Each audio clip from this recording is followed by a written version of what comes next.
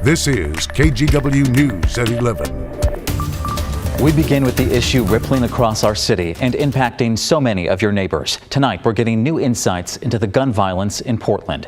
Thank you for joining us. I'm Galen Etlin. Now, new data show the problem is growing. The report comes on the same day police are investigating 2 deadly shootings. First, this one last night. Deadly gunfire echoed through the Powellhurst-Gilbert neighborhood. Officers responded to Southeast Powell and 124th just before 8 o'clock, and they found a victim who was already dead. Police are not saying much else about that shooting right now. Then, just after noon today, police were called to North Commercial Avenue and Fremont. There, they also found a victim, but that person later died at the hospital. Anyone with information about either of these shootings should contact Portland Police. Now today, Portland Mayor Ted Wheeler also released a report commissioned by the California Partnership for Safe Communities. It covers a range of topics, including the people who are likely to be victims or perpetrators of shootings and comparisons to other cities across the country. This is just one of the graphs showing how bad the situation has become.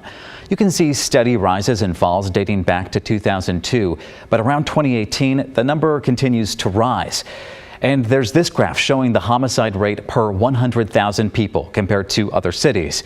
Portland remains far below places like Atlanta, but it's reaching toward levels seen in cities like Nashville and Denver. In a news release, Mayor Wheeler says the report confirms the reality of what we already knew, that gun violence is rising, driven by a small percentage of the population. And he wants to use this data in future efforts to address gun violence. There's a lot to take in, as you can imagine. It's 60 pages in this report, including density spots where shootings take place, group conflicts and alliances, and more. You can read about all of it on KGW.com. Now, 1 person is dead and 2 dogs are dead as well tonight from a hit-and-run crash in Portland's Lentz neighborhood. And police hope you can help track down the driver who got away. This was just before 7:30 this morning along Southeast Holgate and 100th Avenue near a crosswalk. So far, police can only say 2 cars were involved and that someone walking dogs died. One of the 2 drivers took off, and neighbors say the road is dangerous and a lot of people speed through. We listened to them all night long, up and down here flying. Motorcycles, cars, the loud cars, they race up and down here. And it's just getting worse and worse. Police hope anyone who saw this crash or has security video will help investigators out.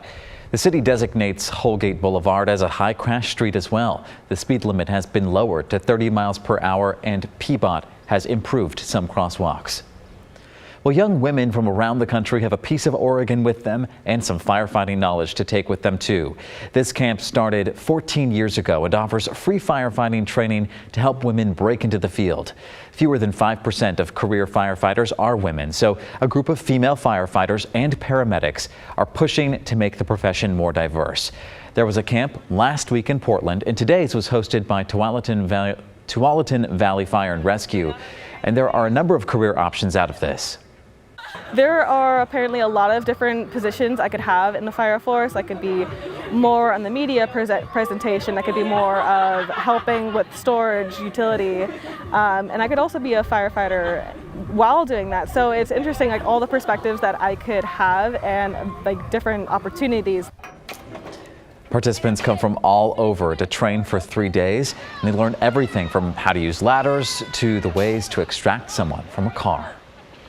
All right, we want to recognize some perseverance here. The Seattle to Portland bike ride returned after a 2-year pandemic break. More than 5,000 riders started their day early this morning to bike south.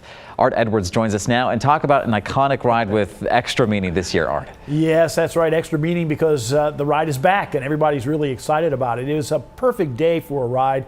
Some choose to do the 206 miles in 1 day, some in 2, but everyone seemed to have a great time.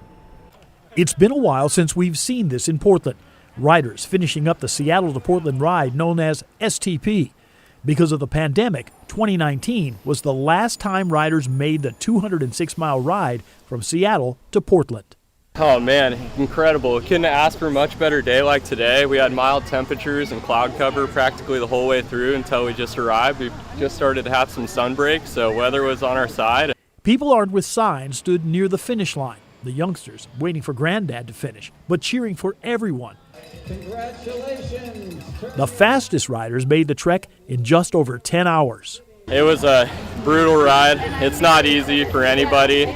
Even if anyone gets here in 16 hours, which is what I got my first year I ever did it, took me 16 hours and 47 minutes, and it was brutal then, and it's still brutal now, no matter what the pace is, but it's a ball. The majority take much longer, but still feel the same sense of accomplishment. Started with some of my friends, and then I ended up pairing up with a legend, a guy named Ariel, 60 years old, and we rode the last 80 miles together in, I'll call it record time. The first STP was held in 1979, and it was a race. Now it's considered a recreational ride. And it's not just the two-wheeled cycles that finish. No matter what people ride, how fast they go, it's the thrill of the accomplishment. I just enjoy being on two wheels. It frees the soul and allows me to, be free. You know, a lot of the riders finished the 206 miles today. They did it in just one day, but some choose to do it in 2 days. Still a great accomplishment for everyone who's able to cross the finish line. Galen? Oh, definitely. Quite the distance. Art, thank you so much. All right, well, Portland may take pride in its coffee options, but let's not forget that Portlandia celebrates tea as well. And what better way than a festival? Today, there were multiple vendors, educators, and, of course, many varieties of herbal tea featured at the 2022 Portland Tea Festival. People from all over came to Lewis and Clark College for this event. Some said it was an experience unlike any they've had before. It's blowing my mind. There's a lot of things that I didn't know existed, right? Like, I just had a bunch of teas that were grown at different elevations, and they had completely different flavors. Yeah. The things to blow your mind. All right, now if you could not attend today's event, the Tea Festival has some online resources you can check out. Just go to teafestpdx.com.